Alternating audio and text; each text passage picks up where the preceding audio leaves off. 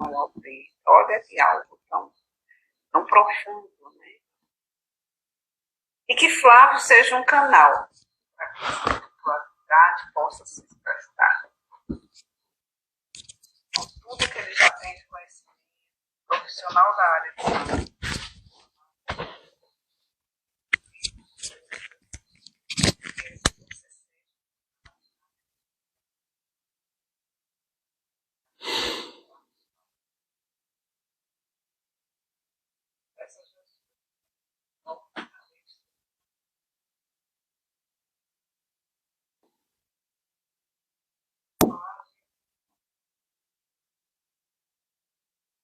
Que assim seja.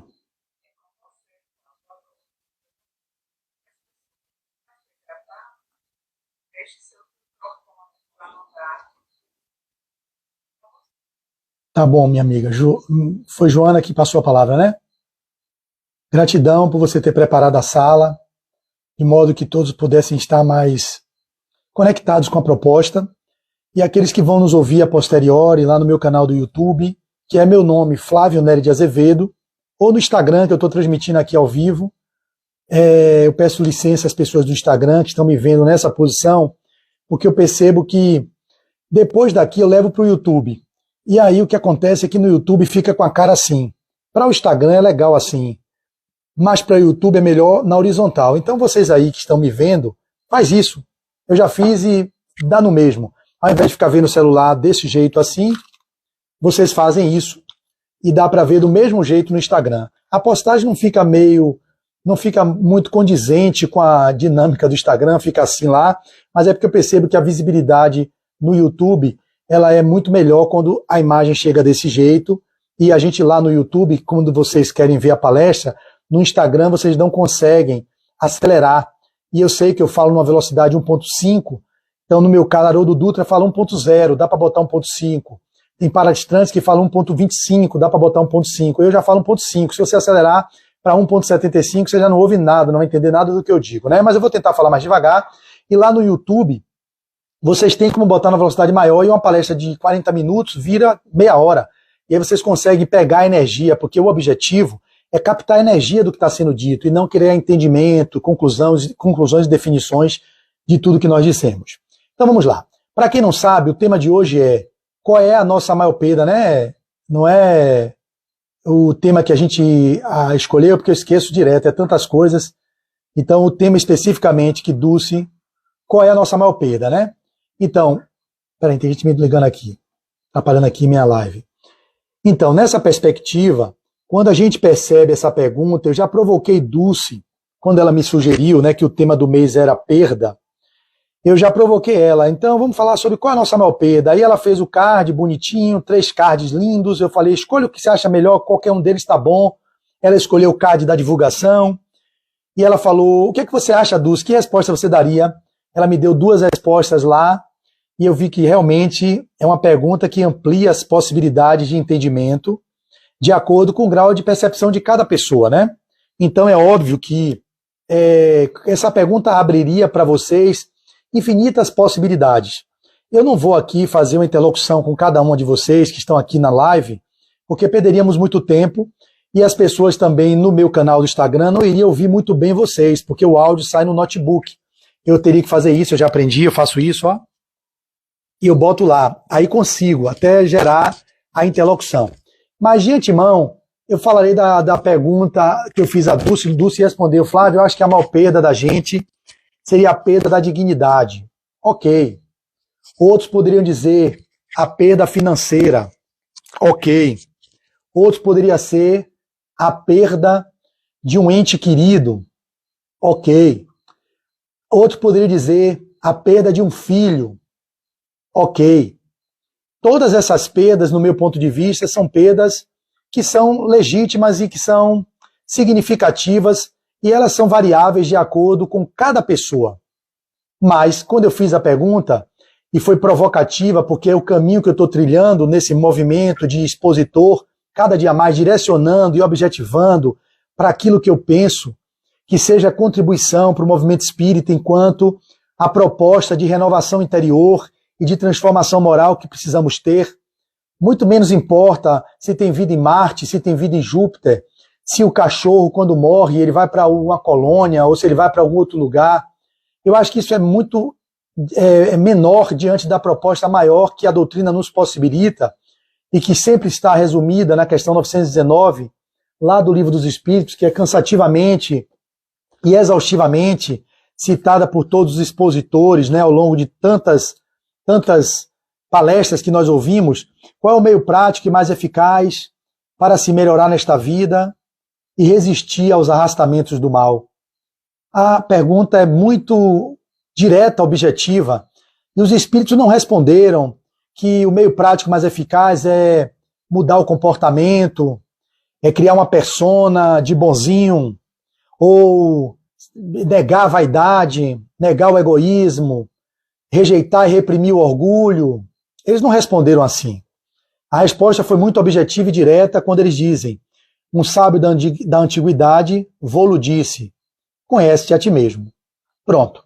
Se ele diz conhece-te a ti mesmo, a premissa, no meu ponto de vista, e a questão mais importante do Livro dos Espíritos para mim é a 919, e lá vai ter a 919A e a B, né? A 919B, e que aí vai ter todo um tratado que Santo Agostinho nos propõe como fazer esse caminho para dentro.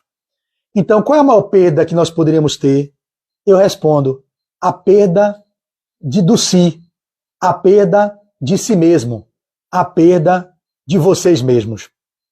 Nenhuma outra perda pode ser tão importante no meu ponto de vista, eu creio, no meu ponto de vista, é óbvio, eu não sou dono da verdade, é o movimento de 27 anos, nesse movimento de ir para dentro, de me autoconhecer, de falar de temas os mais variados ao longo de 13 anos de expositor que sou.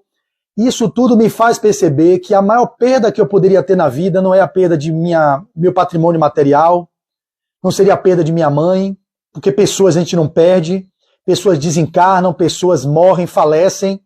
A gente não perde, a gente perde objeto, a gente perde um óculos, a gente perde uma caneta, a gente perde coisas assim, mas pessoas a gente não perde. Perdi meu filho, como assim? Perdeu aonde? Ele se perdeu na Fonte Nova? Ele se perdeu no Barradão? Ele se perdeu aonde? Não, Flávio, ele morreu, então ele morreu. Mas você não perdeu ele, porque ele continua na outra dimensão e, portanto, a gente não perde pessoas. Pessoas desencarnam, falecem, o personagem, mas a vida nunca cessa e, nesse entendimento, significa que a gente não perdeu ninguém. Apenas sumiu da nossa vista, né? Some da vista de alguns. Outros têm a capacidade de ver na quarta dimensão, no plano espiritual. Então, pessoas a gente não perde. Então, qual é a maior perda? A perda de um filho? Não é perda. Perda de um pai? Não é perda.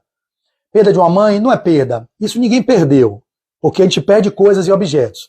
Então, partindo dessa premissa que perder a dignidade, também é uma perda significativa, né? Você perder a dignidade é a coisa triste, realmente. Mas eu penso que perder a si mesmo, essa sim é a maior perda. E aí, estudando para o tema, por isso que eu gosto de fazer palestras, eu sempre digo a Dulce, quando eu não falo mais vezes, Dulce, não é porque eu não queira ou porque eu não tenha um desejo, eu adoro fazer palestras, porque eu sempre ganho o máximo de conteúdo com a escuta de vocês. Aqui é um lugar onde eu tenho a atenção de 10, 15 pessoas que de alguma sorte me ouvem, e ao me ouvirem, eu tenho como conectar ideias, ter inspirações e fazer sinapses dos conhecimentos que eu tenho de leituras, de diálogos com pessoas, mas que nessa hora eu tenho que sistematizar e fazer um corpo de informações que seja útil para quem me ouve, mas que seja útil para mim. E isso é muito bom para mim. É por isso que eu faço. Então, quanto mais possibilidades eu tenho de fazer palestra, eu estou fazendo, porque me ajuda muito a sedimentar os conteúdos, a procurar vivê-los, e assim eu vou construindo uma rede, né, que alguém pode se conectar com o que eu digo, pode sintonizar com aquilo que eu penso, e a gente vai construindo um laço, né, de conexões que a gente nem sequer sabe com outras pessoas. Poxa, Flávio falou coisas que são bastante interessantes e que eu já pensava sobre aquilo, mas eu não tinha visto sobre aquela perspectiva. E isso me leva também a estudar um pouco mais. Eu fui ouvir lives sobre a perda, qual é a maior perda, a perda de si mesmo. Aí encontrei uma de um autor, de um palestrante, que me levou a um livro que vai ser o objeto da minha exposição de hoje.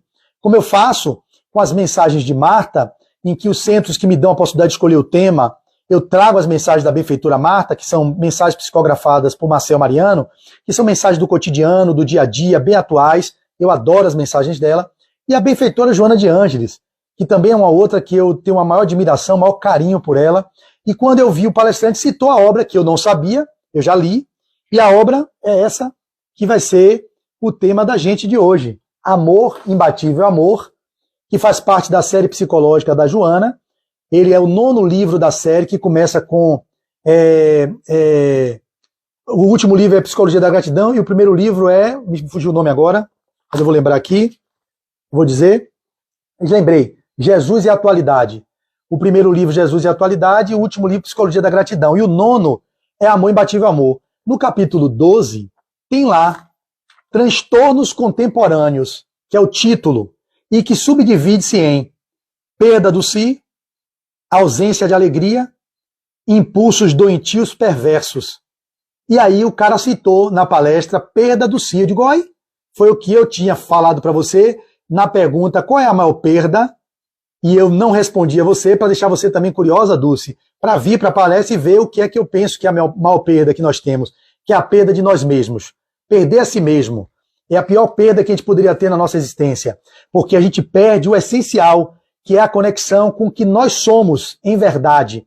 Quando a gente fantasia, quando a gente cria personas, quando a gente não é a gente e procura agradar os outros e desagrada a vocês mesmos, é a maior perda que vocês podem ter, é a perda da sua própria identidade, do ser humano comum, do ser humano perfectível que somos, do ser humano que está nesse longo périplo rumo ao aprimoramento intelecto-moral, e que nessas vivências sucessivas, em personagens sucessivos, nós vamos adquirindo habilidades, vamos adquirindo novas capacidades de vivenciar no mundo próximo daquilo que é a nossa verdade. E a nossa verdade, eu sempre digo, é o amor, é a beleza, é a fraternidade, é a maior verdade que habita em cada um de nós. Mas como a gente se perde de nós mesmos, a gente perde a nossa própria identidade, nessa busca por exterioridades, nessa busca por distratores externos, nessa busca por nos mascararmos para mostrarmos aquilo que não somos, na perspectiva e na busca de sermos amados e de sermos aceitos, nós terminamos por perder a nós mesmos. E essa, para mim, é a maior perda que a gente pode ter, é perder a si mesmo. Que adianta ganhar o mundo e perder a si próprios, né? No Evangelho, se eu não me engano, tem uma passagem que diz isso. Porque procuramos ganhar o mundo e perdemos a nós mesmos. Perder a si mesmo é a maior perda na minha perspectiva atual, e é o que eu venho trabalhando para que eu não me perca de mim mesmo, tanto nessa perda do que é a minha essência divina, a minha essência crística, a minha essência búdica, porque eu sou Deus em potencial, e eu não tenho mais dúvida disso, cada dia mais me aproximando do divino, da divindade que habita dentro de mim, para que eu expresse o divino no mundo, para que eu revele ao mundo o Cristo que está em mim. Porque Jesus dizia, vós sois deuses, e buscareis a verdade vos libertará. Eu sempre repito em todas as exposições, e quanto mais eu falo, mais eu mergulho nisso, e mais eu repito para ver se as pessoas também percebem que esse caminho seria um caminho muito interessante para que a gente não se perca de nós mesmos. Nós vamos buscar a verdade dentro de nós. E esse caminho para dentro é o mais laborioso, Dulce. É o mais laborioso, Ângela. É o mais laborioso, Marinalva. É o mais laborioso, Joana d'Arc. Inclusive, Joana d'Arc, eu estou lendo um livro, que é o livro de Leon Denis, Joana d'Arc Médium, no meu grupo de leitura.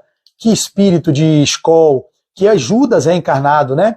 Ele voltou como Joana d'Arc e libertou a França da injunção dos ingleses, nas batalhas em que ela liderava com 18 anos de idade, o exército francês, mas o rei Carlos não quis acreditar, e as traições que ele viveu, e aí vem a lei de causa e efeito, a ação e reação, a lei de probabilidades e possibilidades, na atual visão da física quântica, que não é ação e reação como Newton percebia, as leis probabilísticas e possibilísticas, ele volta como Joana d'Arc, e é traído pelos seus pares franceses, e a Inglaterra compra Joana d'Arc para matar e martirizá-la na fogueira.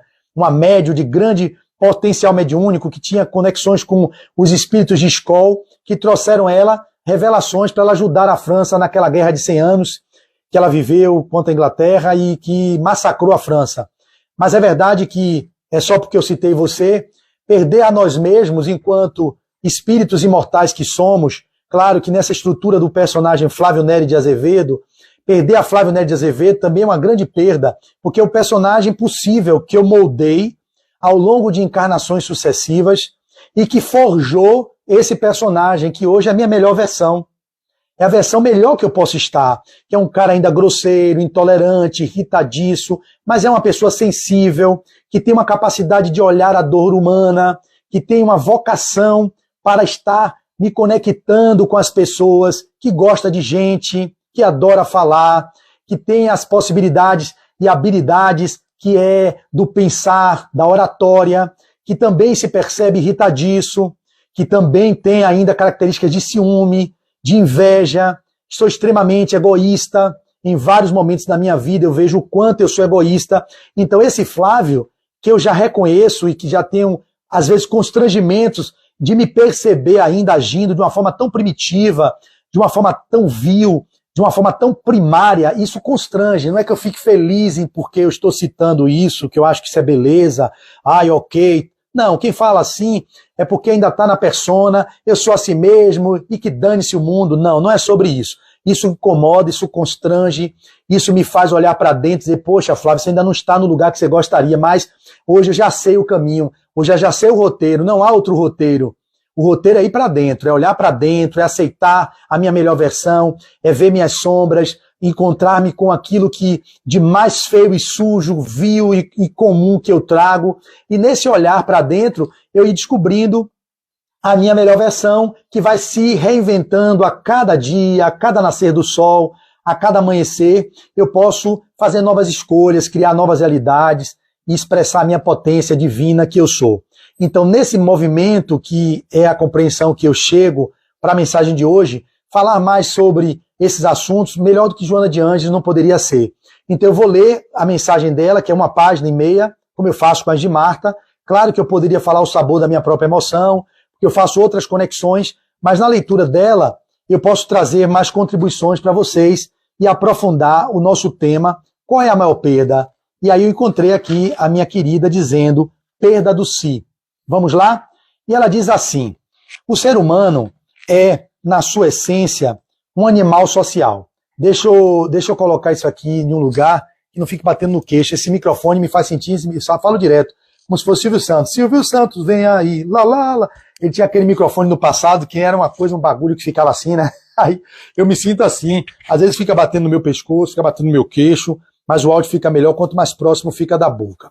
Vamos lá. Perda do si.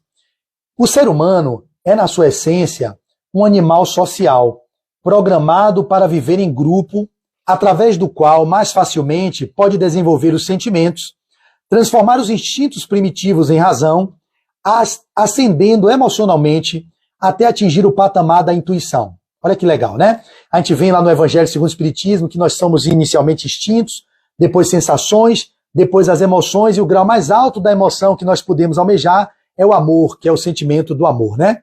Então, não obstante a herança ancestral de exclusiva vinculação com a espécie, mantém-no em algumas faixas da experiência humana com as reações agressivas em referência aos demais membros da sociedade.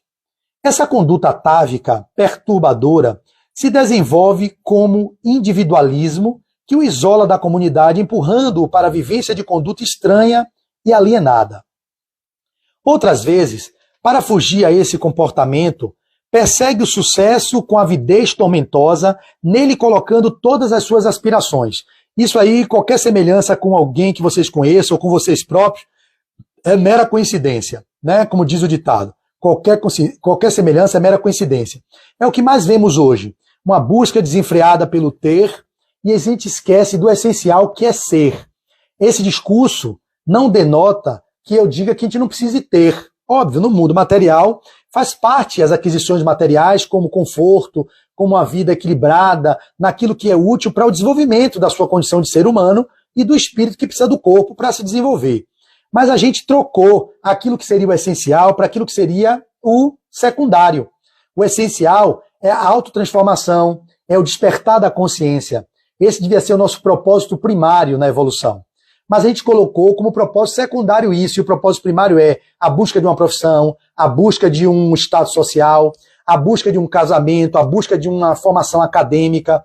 Isso devia ser o propósito secundário, que deve ter, mas não primário. Então, nessa busca desenfreada de ter, a gente perdeu o essencial, que é ser. E aí a gente vê o tecido social adoecendo. E a perda do si passa por isso também, como Joana vai continuar nos dizendo.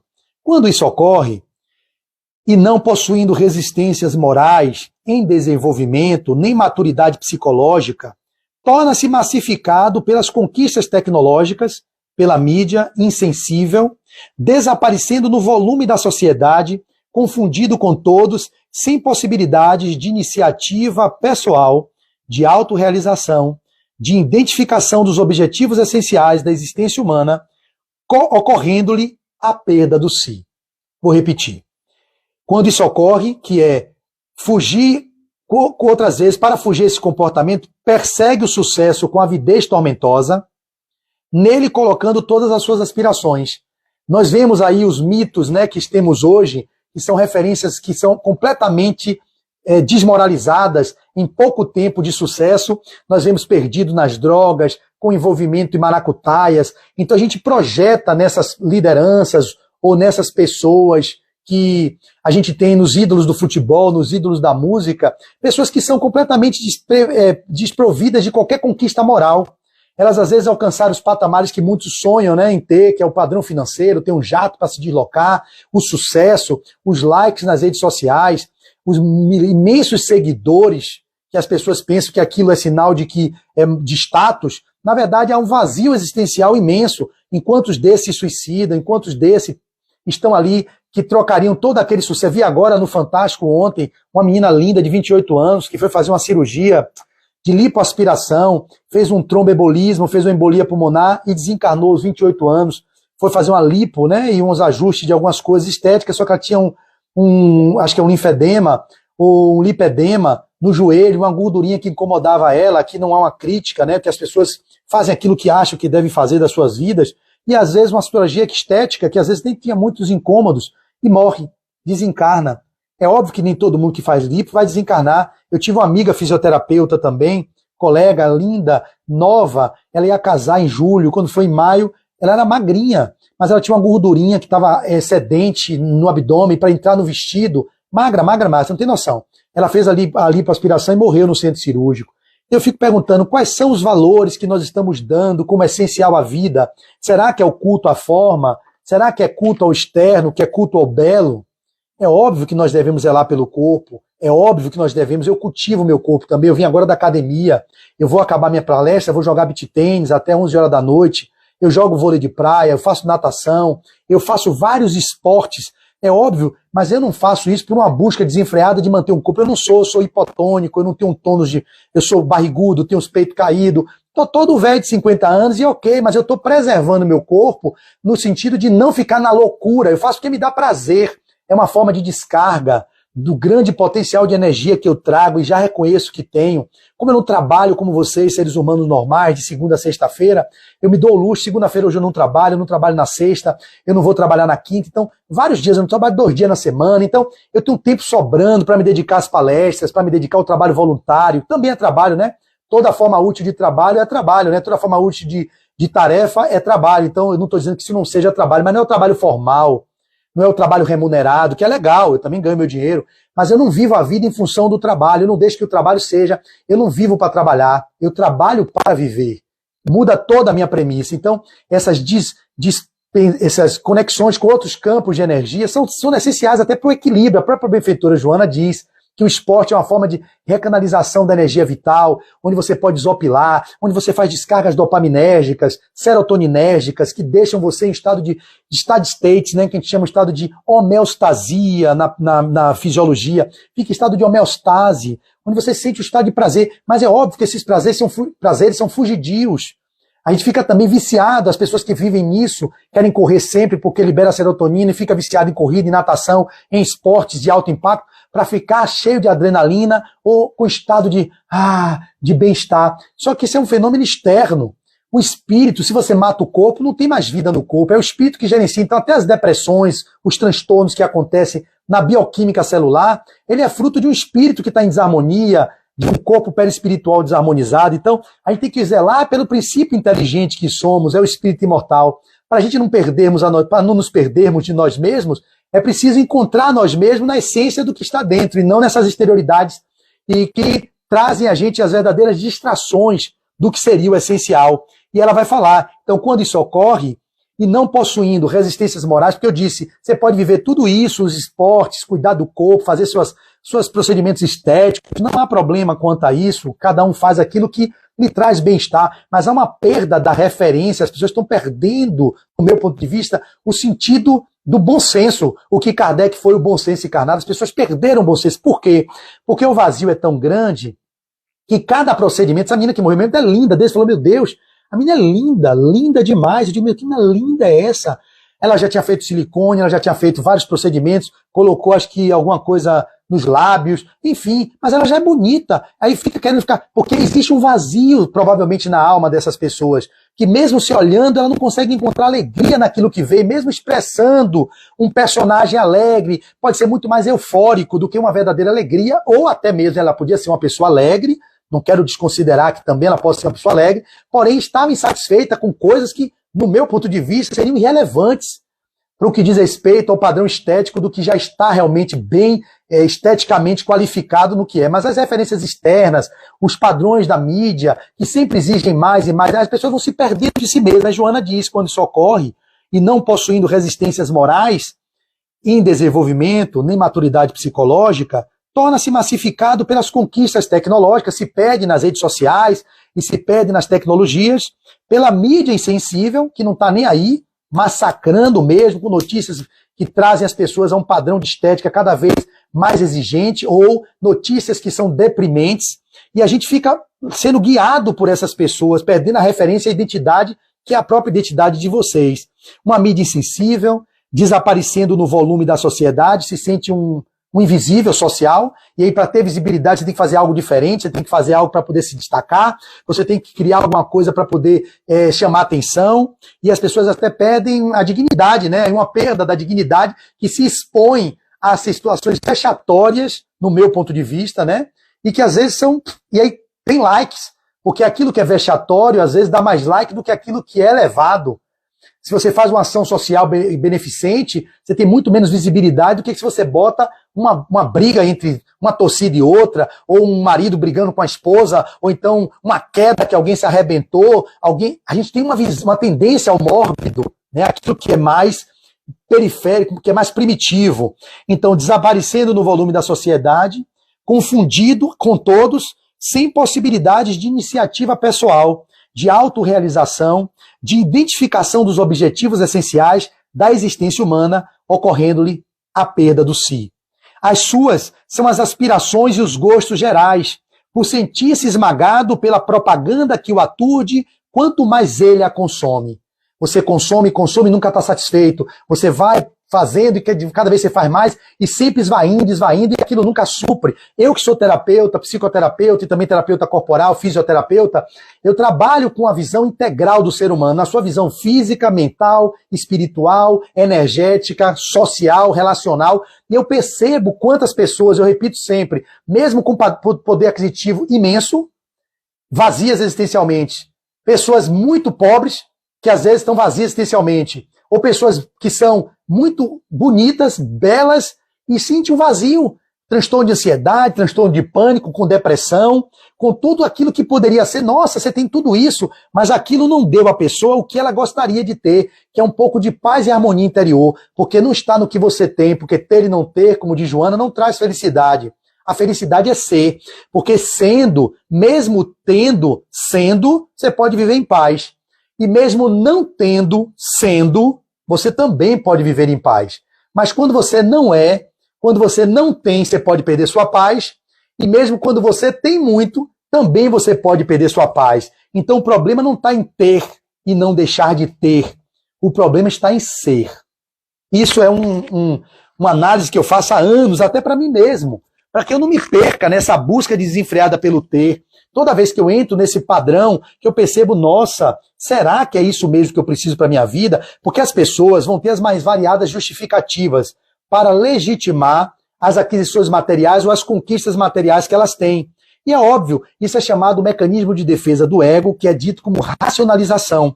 É uma das mais que nós utilizamos. Nós racionalizamos para justificar e legitimar aquilo que não é do bom senso. Digamos um exemplo. A gente trabalha a semana inteira e o cara que quer tomar sua bebida toda sexta-feira, ele legitima, quer dizer, não, é normal. Eu trabalhei a semana inteira, eu dei duro, deixei tudo lá no meu trabalho, eu tenho direito do meu happy hour, tomar meu uísque, ou minha vodka, ou minha cerveja. Estou racionalizando. Não é normal fumar, todo mundo fuma. O fumar é algo que me traz uma certa tranquilidade, aí legitima, racionaliza algo que é prejudicial. E assim a gente faz também, não é normal eu trabalhar bastante, porque eu estou novo, e todo mundo trabalha, a sociedade é isso mesmo. Se a gente não trabalha, como um amigo meu que é meu dentista, falou uma vez para mim, Flávio, meu pai dizia sempre que a gente precisa correr enquanto tem perna para correr, para quando não consegue mais correr, poder andar. Eu lá atrás, eu não era nem espírita, se eu não me engano, eu disse assim, eu não concordo com isso. Eu penso a vida há muito tempo, desde pequeno, com 13 anos, eu já vivo nisso, né? Eu dizia com 13 anos, minha mãe lembra, eu fazia assim, ó, eu sou, minha mãe, psicólogo da vida.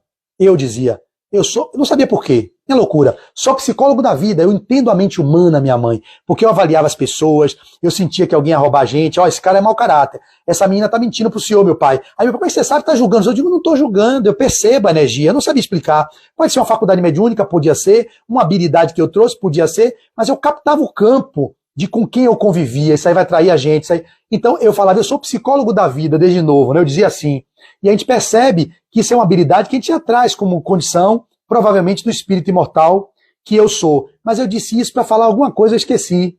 Quem pode me lembrar? Eu falei isso, que eu dizia que eu era psicólogo da vida, mas eu estava construindo um pensamento sobre... Me fugiu agora. Eu estava explicando algo... Ah, valeu, Dulce.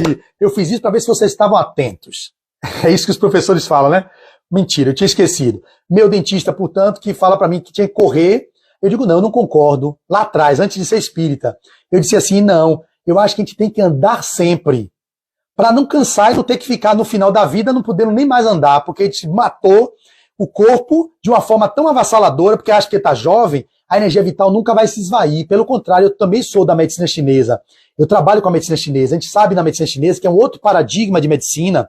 Não é o paradigma alopático, é um paradigma que pressupõe o trabalho com os meridianos. E os meridianos, eles estão no duplo etérico. Ele dialoga. Eu estou estudando um livro aí da Alma ao Corpo Físico, de Indole Júnior, e ele dissecou um pouco mais. Eu tinha uma imagem que meridianos e nadis da medicina Ayurveda seriam as mesmas coisas. Ele disseca um pouco mais pela tese dele, hipótese dele, os meridianos estão no duplo etérico, ele dialoga com os neurônios que estão no corpo físico, neurônio passa informação para o meridiano se comunica com o duplo etérico, que é aquele